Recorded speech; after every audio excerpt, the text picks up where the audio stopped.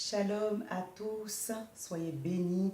Je suis ravie de pouvoir vous retrouver sur cet espace d'une réponse à propos. Et je bénis le Seigneur qui nous donne la grâce de pouvoir prendre ce temps encore ensemble.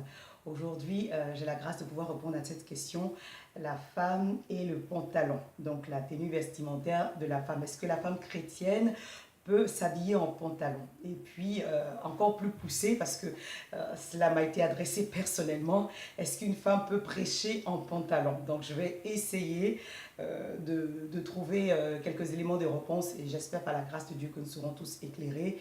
Et puis, n'hésitez pas à renchérir, on peut avoir des discussions à ce sujet, toujours sur la base de la parole, parce qu'il faut toujours partir sur la base de la parole.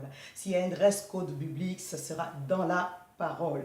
Donc, je vous remercie d'être vraiment compréhensif et de toujours vous baser sur la parole, en sorte qu'on puisse avoir une discussion enrichissante. La Bible ne nous conseille pas les discussions vaines, mais des discussions enrichissantes. Donc, je vais aller tout de suite sur ce que Paul a dit dans Timothée au sujet donc, du devoir des femmes. Donc, je lis dans 1 Timothée 2, le verset 9, au sujet du devoir des femmes. Je veux aussi que les femmes vêtues d'une manière décente, avec pudeur et modestie, ne se parent ni de tresses, ni d'or, ni de perles, et ni d'habits somptueux.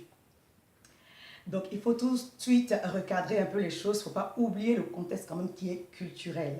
Donc là, Paul fait une pause pour pouvoir parler aux femmes par rapport à comment il souhaite qu'elles se présentent, dans le but de les différencier des femmes de mauvaise vie.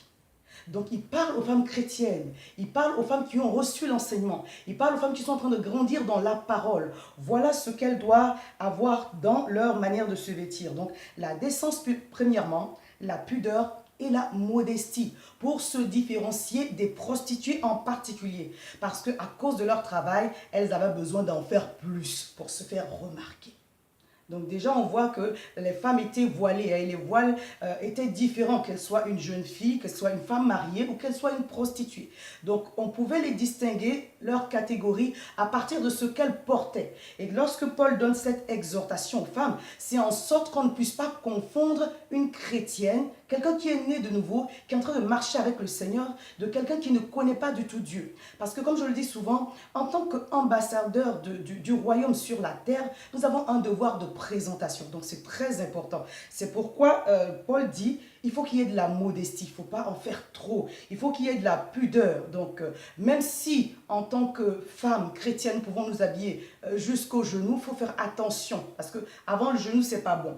Après le genou, ça dépend. Parce que quand vous êtes pas grande de taille, ça c'est les codes de mode, hein. On peut les suivre comme ne pas les suivre, il n'y a pas de restrictions particulières. Quand vous n'êtes pas grande de taille et que vous habillez dépasser le genou, ça peut vous tasser. Mais avant le genou, ça devient un peu impudique. À partir du moment où dès qu'on s'assoit, l'habit remonte, hein. Donc je parle aux jeunes filles, je parle aux femmes. Souvent quand vous êtes assise dans l'assemblée devant, il faut trouver le moyen soit de mettre votre sac, la Bible ou un châle, en sorte que l'orateur ou l'oratrice ne soit pas offusqué de ce qu'il voit. Donc c'est ça la pudeur. Quand on a une poitrine généreuse par exemple, il faut porter des vêtements de telle sorte que tout ne soit pas apparent. Il ne faut pas mettre des vêtements trop transparents non plus, ni trop moulants. Donc voilà un peu pour moi ce que Paul était en train de dire aux femmes de l'époque. Donc nous on peut l'adapter à notre situation actuelle, hein, aux jeunes filles de maintenant, aux femmes de maintenant. Quand on met par exemple le pantalon, il ne faut pas que, si on met le pantalon, il ne faut pas que le slip, hein, permettez-moi, soit apparent derrière. Toutes ces choses-là, nous devons les faire en sorte que notre témoignage soit bien aux yeux de ceux qui sont dans la maison de Dieu et également aux yeux de ceux qui sont dehors. Parce que ceux qui sont dehors nous regardent, comment nous nous vêtons, comment nous apparaissons devant eux, c'est très très important. Comment nous paraissons devant eux plutôt, c'est très très important. Il ne faut pas négliger le fait que les gens ne regardent pas au cœur parce qu'ils ne peuvent pas voir notre cœur. Ils regardent à notre apparence. Ils écoutent ce que nous disons et c'est en fonction de cela qu'ils se rendent compte si en fait ce que nous sommes en train de dire, est-ce que nous y croyons véritablement? Est-ce que nos convictions profondes, nous les partageons de telle sorte que ça se reflète en fait sur notre vie de tous les jours. Donc concernant le pantalon, pour ma part, je crois qu'il y a des pantalons de femmes et des pantalons d'hommes. Le genre de pantalon que je porte, aucun homme ne pourrait les porter. Et au temps de Jésus, on voyait que les hommes portaient des tuniques. Donc il y a des tuniques d'hommes et des tuniques de femmes. Et les tuniques peuvent s'apparenter à des robes. Ce n'est pas pour autant que les hommes de l'époque s'habillaient en robe. Donc à ce jour, pour ma part, si une femme s'habille dans une tenue totalement féminine, elle peut se mettre en pantalon. Toutefois que sa tenue soit décente, pudique et modeste.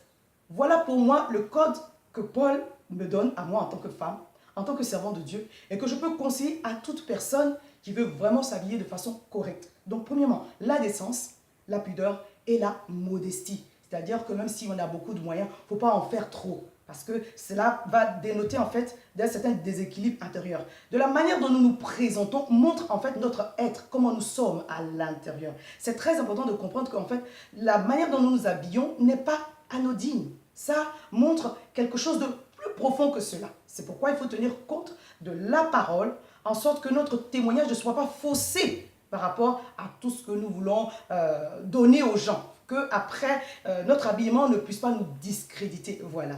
Et aussi, il faut tenir compte du fait que, de façon péjorative, hein, les femmes qui dominent les hommes, on les appelle les femmes qui portent le pantalon. Donc, quand une femme porte le pantalon, tout de suite, on a l'impression qu'elle veut avoir la domination ou l'autorité sur les hommes. Alors qu'il n'en est pas du tout le cas. Vous avez des femmes qui sont très douces, qui portent du pantalon de temps en temps, parce que moi-même personnellement, je ne m'habille pas tout le temps en pantalon, mais nous sommes dans un pays où pendant l'hiver, je m'habille en pantalon. C'est tellement logique. Je ne vais pas, parce que je vais froisser une telle personne, m'habiller en robe et puis avoir froid, vous me comprenez. Donc, il faut être aussi raisonnable, il faut être équilibré. Même à Abidjan, on peut s'habiller en pantalon de façon décente. Hein. Donc, mes sœurs, je vous encourage à ne pas vraiment donner matière aux hommes de nous critiquer. Il faut que le pantalon soit, pas qu'il soit trop moulant là et que le haut est jusqu'ici et puis on voit tout de façon, vraiment, c'est abusé. Il faut faire attention à tout cela. Je pense qu'il y a des personnes qui aiment critiquer pour critiquer. Donc, on ne va pas tout écouter. Mais j'ai quand même tenu à faire un petit point pour qu'on sache qu'il y a la parole de Dieu. S'il y a un dress code biblique pour les pasteurs, j'aimerais l'avoir parce que je ne le connais pas. Pour ma part, je pense qu'à partir du moment où je suis décente, pudique et modeste dans ce que je mets, alors je suis en train de respecter la parole de Dieu. Voilà ce que je voulais partager un peu avec vous, mes chers amis, mes frères et mes sœurs, sachant qu'il y a toujours un contexte culturel au sujet de la parole et nous devons en tenir compte et faire toutes choses avec équilibre, en sorte que le nom de notre Dieu soit glorifié. Je vous souhaite tous d'avoir un bon témoignage dans votre entourage. C'est ce que je souhaite aussi. Donc pour certaines personnes, si elles sont froissées d'une manière ou d'une autre, envoyez-moi des messages inbox. Ça montre au moins le respect que nous avons entre nous. Mais afficher des choses apparentes vraiment sur les pages ou sur les profils de façon insultante, ce n'est pas de l'amour non plus. Donc je vous souhaite à vous tous vraiment que le Seigneur nous bénisse. Une très bonne semaine et à très très très bientôt. Shalom.